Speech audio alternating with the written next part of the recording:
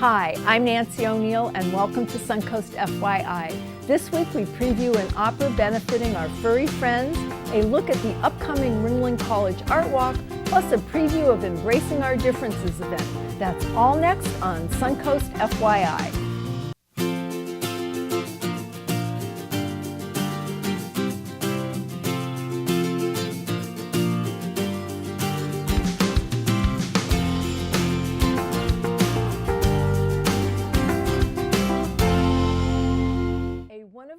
Benefit concert is coming to Sarasota this month, and joining me now to talk all about it is Carol Sparrow and Randolph Locke.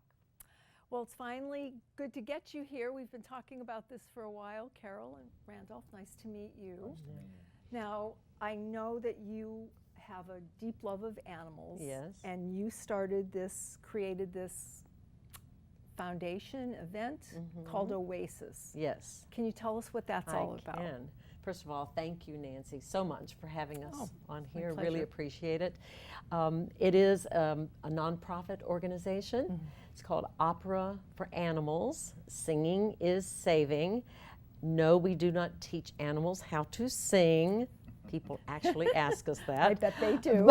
But we sing, we donate our voices, and raise funds to write checks for nonprofit animal groups that rescue and rehabilitate and find homes for animals.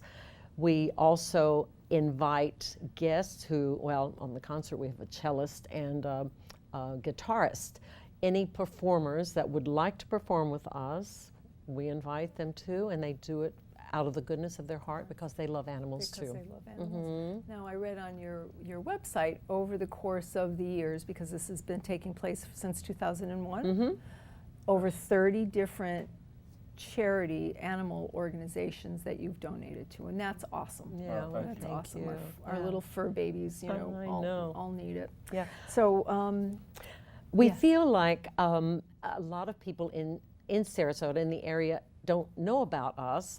We've often performed at Palm Air Country Club, which we will do again this year on the 26th of this month. 2 other times we've sung other places, but some people from southern part don't get up there, but it's worth it. Okay. It's a fun evening. You're greeted by 4-legged greeters, dogs and cats from Cat Depot and the Humane Society of Sarasota County. So that's what your benefit is for on January 26th? Them plus other people. Okay. Everybody needs money, so we see. But this is a benefit concert, because that's what we wanted to talk about. So January 26th, where is it being held? At Palm Air Country Club. Okay, you come in the front there, you see the animals, and then there's a silent auction. And we have a lot of neat things already, and a few raffles and a beautiful buffet dinner. Then in the big room, we will do the concert, the benefit concert. Okay. And specifically, Randolph, who are you donating to this particular charity for? I defer to the president. Oh, she has all the answers. Who has been married to you for 39 years, I don't right? write the checks. Okay. Ironically, we do not pick out the group before we do the benefit. Often do the benefit, and people often call us and say, we are in desperate need because we've had people from different hurricane relief. Okay. So different animal organizations can call you and ask for donations. They are vetted. We do check them out. Sure, absolutely. If they're legit, yes. Okay. Yes. But that's how they can reach out to you. So Yes, anybody out there listening, yes, please. Give me a call. And that's how they would get tickets too, is give us a call personally, which I suppose you have the name and number, my number right there. Yep, and we'll have that across the screen for our viewers. But so it starts at what time again? 6 o'clock. Okay. On the 26th. That's easy. Now, do you do performances if somebody asks you to perform for a benefit concert? Can an organization contact you as well to set up a performance as well? Yes, they can, and we have done that. We've even sung in private homes for benefits as well. So we're very flexible. We're gypsies. We travel. We also sang at Have voice, will travel. The Columbus Zoo. Jack Hanna's Zoo and raised a lot of For the money. Education Research Center. Yeah, we raised That's a lot of money for wonderful. them. Yeah. That's wonderful. Yeah, and out in California for Best Friends group out there. They're in Utah actually, but did a big event. So we're willing to go anywhere. That makes it easier on us. We don't have to do the auction and all the mailings and all of that. We just show up with our Just voices. show up and sing, and that's it. Yep, Yeah. easy peasy. Now, I know that you're both opera singers, and your Yes. background, you attended a seminar to learn how to start an animal sanctuary, and that's how this all started, right? But tell us a little bit more about your background, and obviously being married for 39 years, congratulations. Thank you very much. You've done a lot of singing and other things together, but what would you like to share? Go ahead, honey. We met, Carol and I met. I'm from Brownsville, Texas. Carol's from Eden, North Carolina. We met at the Conservatory of Music in Cincinnati in 1978, the fall of '78, and we were cast as Rodolfo and Mimi in La Boheme. Oh, And fell in real how love. romantic. Yeah. Oh. Our mentor, Italo Tayo, who was the head of the opera department, one of the greatest, finest actors and singers and teachers in opera this country has ever had. May he rest in peace. We had during the audition, he wanted to hear voices together.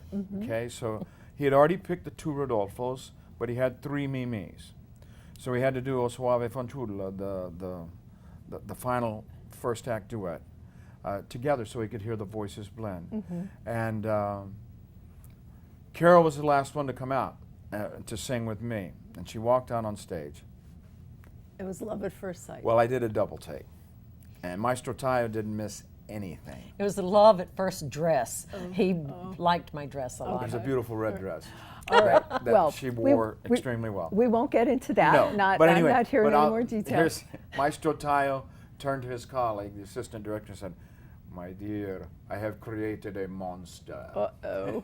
And he knew it. Italian. He knew it right before we away. knew it. Now, So- I know there's going to be a lot of performers there, but before we close today, I Yes. would love to hear the 2 of you do a little duet, if you wouldn't mind.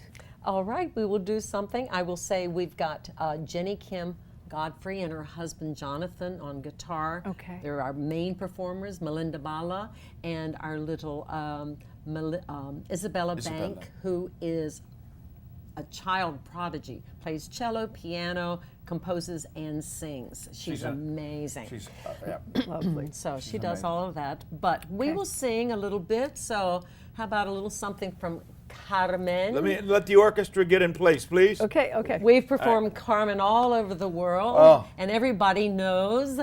L'amour est un oiseau rebelle que nul ne peut apprivoiser. Et c'est bien en vain qu'on l'appelle, c'est lui qu'on vient de refuser. Ni féminos souffrir, le pas le bien, l'autre se tait. C'est l'autre que je préfère.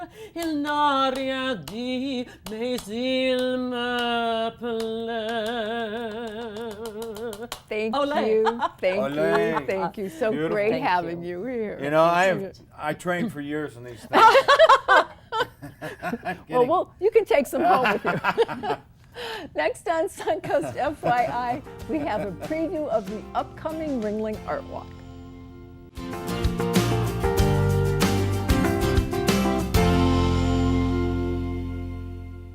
Joining me now on Suncoast FYI are Ted Morris and Tim Yeager to talk about the upcoming Ringling College Art Walk. Tim, nice to have you back. Nancy, it's wonderful to be back. Thank Thanks for you. having me. And Ted, welcome to the program. We're going to talk a little bit about your artwork here in a moment, but we're going to start with the art walk at the college. So this is our first one for the year. First one for the year, Okay. third one for the season. Okay. Here we go again. All right. I like it. What's going to go on? This is going to be a big one. This is, I think, the biggest one that we are featuring this season. Not only because we're hitting the peak of season, but also because in this particular art walk, we have 9 different venues that will be opening their doors to the public, showcasing all new works, and it's going to be very, very exciting. The weather looks like it's going to be great. it's going to be a really great time. Great, excellent, excellent. Okay, now Ted Theodore Morris, for your formal name, as you go by as your artist name, is going to be at the Made By Gallery, and this is going to be our first show in our new space, which we're all very excited about. So Ted, why don't you tell us a little bit about what our art attendees can look forward to seeing? Well, I put up 3 different exhibits, you might say. This is the Florida Lost Tribes. I've been doing these for 20 some years, and after I graduated from Ringling, I went into advertising, and then that kind of got boring after a while, and then I went into fine arts. And so these are what I've been painting, working with archaeologists around the state and doing exhibits at different historical museums. And I also have some Taino paintings that I did research on, and of course, all the stuff I do historically is researched and okayed by archaeologists. And so now my last one is I have new ones are ladies' faces that are kind of colorful and just pure creativity. I have nothing. I don't do any. Don't work with anybody. I don't have to do any research or anything like that. I just So it's just for fun. Put the paint on and just go. So you'll have to come in and see it, because the paintings of your Indians are just amazing. So thank you, and we're very happy to have you with us for our opening show. Thank you. Yeah. I'm looking forward to it. Thanks, Ted. So Tim, a little bit about some of the other galleries. What can people expect to see there? Holy smokes, I've got 4 pages filled full of Okay, quickly. awesome, amazing stuff, so we could be here for a while, but Okay. I'm going to give you just some of the highlights Okay. of what we have coming up. All right. One of the things that's one of our most popular exhibitions that we feature on the Ringling College campus is the Richard and Barbara Bash Gallery Glass Exhibition. And Always this year a is stopper. extra Yep. special because it's the 10th anniversary of their collection in the Bash Gallery in the Larry R. Thompson Academic Center. And it features an array of stunning examples of the best glass in the area and in the world. And so if you're a collector or an enthusiast or even just curious, this is absolutely one of the exhibitions that you must attend. Another exhibition that I would highly recommend checking out is the opening of Real Fashion Photography in the Lois and David Stolberg Gallery. This is the opening reception, and it's an exhibition curated by Tom Winchester. And this is the best of the best fashion photographers in the industry. And so if you're a fan of fashion, clothing, all of that, this is one definitely, again, not to miss whatsoever. So Tim, I don't think we're going to be able to get to all of the 9 shows, but people can go to... We got a website where you can get all the information. Okay. Everything that I just mentioned and more is available at www.ringling.edu/galleries. Okay. And the event takes place next Friday. Next Friday, January 18th, from 4 to 7 p.m. Okay. And we will start the art walk at Made By, happens to be the first gallery stop on the art walk. That's correct. Made By in its new location is the first stop, and in every single location, even if you start at the very end or the beginning, there'll be maps and a checklist of everything that you need to know. Yep. So there'll be signs posted saying where all the different galleries are now, and there'll be maps to direct people. And if you get lost, don't worry. We'll have public safety officers all over campus as well as student ambassadors to answer any question you may have. All right, great. And Ted, we look forward to seeing you that night, and thank you for being our first opening show at Made By. I'm looking forward to it. Great. Thank you both for being here. Thank you. Just ahead on Suncoast FYI, we take a look at the always exciting Embracing Our Differences event coming to beautiful Sarasota Bayfront Park.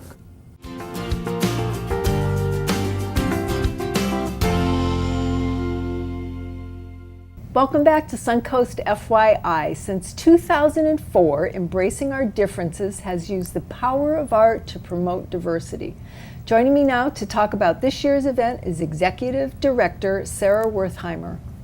Welcome to the program. Thank you. And thank you for such an amazing job and all the hard work that you do, because I know it's a lot of hard work with over 11,000 submissions that you receive every year, right? Yes. Art and quotes from around the world. Definitely. Not just from around the world. So what are some of the unusual or far-reaching parts of the world you receive submissions from, Sarah? Well, this year we actually received the most submissions after the U.S. from Russia, Iran, and India. And so this was the first year in 3 years that India actually beat out Russia and Iran for the #1 spot. So they're always in kind of close competition. Russia and there? Iran for the last 3 years have had the most submissions. Clearly the people there are hungry to be able to express themselves and express their passion for diversity and inclusion. So it's been pretty amazing. I mean, we received submissions this year from Uzbekistan, Mozambique, Moldova, really just everywhere and anywhere in this world. That's amazing. That's it. And well, we'll get into that a little bit later. It's going to, how do you choose from 11,000? But the exhibit celebrates civil rights, social equality, and respect for one another. Yes. How do the artists, how do you give them that information so that they can translate it into a piece of artwork? So we really try to leave it up to the artists to take our theme of enriching lives through diversity and interpret that and really get personal with it. So each artist comes up with a different topic, a different theme every year. And this year, our Best in Show student piece actually comes from a local 7th grade student in Bradenton at Louise R. Johnson Middle School. And she created a piece that shows an algebra lesson in 2 different classrooms. So on one side you have the children who are living and learning in poverty, and on the other side you see the children who have definitely been afforded more opportunities in life. They're learning the same lesson, but in very different classroom situations. And she just wanted to show how different we can all be, but yet we have so much in common at the same time. Gosh, I have goosebumps. It's pretty amazing from a 12-year-old student. Oh my gosh. Yes. So the EOD, it works with teachers, obviously, Yes. and students. How do you prepare them for this exhibit? So we work very closely with the teachers in Sarasota and Manatee County public, private, and charter schools. So we do educator workshops throughout the year. And one of our biggest workshops is our 2-day art teacher retreat that we do in partnership with Ringling College of Art and Design. And this retreat is just, it's such an amazing program for these teachers to be able to get out of the classroom and really be inspired themselves, but also learn how to motivate their students to create artwork about this kind of abstract topic of diversity and inclusion. Okay. Now, how many pieces of artwork have you actually chosen? So we choose 45 pieces of art and 45 accompanying inspirational quotations. Okay. And the show takes place? January 19th through March 15th at Bayfront Park. At Bayfront Park. Yes. Now, I know people can come just enjoy, obviously, on their own, but you also have docent programs. We do. So we have an incredible docent program in partnership with Riverview High School. They have had a service club at their school called our Coexistence Club that's been there for 11 years now.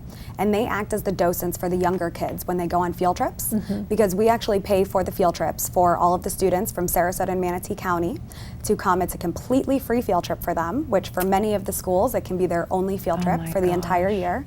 And we give them lesson plans and curriculum to use before, during, and after.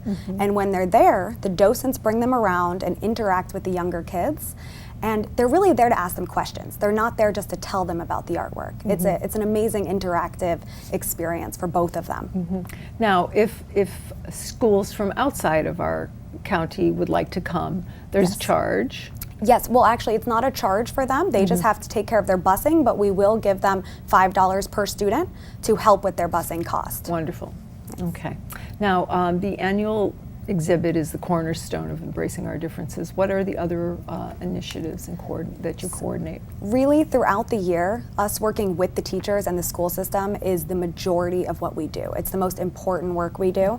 So we have an education ambassador program with a group of 25 teachers. We meet monthly, and we really try to have them be the experts about embracing our differences and create those cultures in their classroom and in their school where kids feel comfortable to be able to really succeed and thrive in school as well. We also do lesson plans and curriculum for the teachers. We have reading days. We do an Embracing Dr. Seuss's Differences Day. That's cute. That is always so much fun, getting volunteers into the classroom, and it's a great experience for both of them. Yeah. So we do a lot of different projects throughout the year, mainly with Sarasota and Manatee County schools. Awesome. Okay, well, obviously a show of this magnitude takes you all year to coordinate it. Yes. So thank you again. Appreciate you being here. And Thank one more you. time, January 19th. January 19th through March 15th at Bayfront Park. Awesome. Thank you, sir. Thank you. This weekend is just beginning, and we have a few events for you to keep your eye out for when we come back. Coming up this weekend, do you think you can carry a tune? If so, the Pittsburgh Pirates will hold national anthem auditions from 10 a.m. to 11:30 a.m. Open to anyone interested in singing the Star-Spangled Banner prior to the Pirates' spring training game. The auditions will be held at the Lecom Park. And it's a celebration of circus history and heritage as the 32nd annual Circus Ring of Fame induction ceremony takes place in St. Armand's Circle Park. The event runs from 1 to 3:30 p.m. this Sunday. If you would like to promote your community event on Suncoast FYI, we would love to hear from you, and this is a complimentary service. Please call our producer, Robert Pandolfino, at 941-361-4616. To view previous episodes, go to snntv.com under Programming. I'm Nancy O'Neill, and we'll see you next Friday on Suncoast FYI.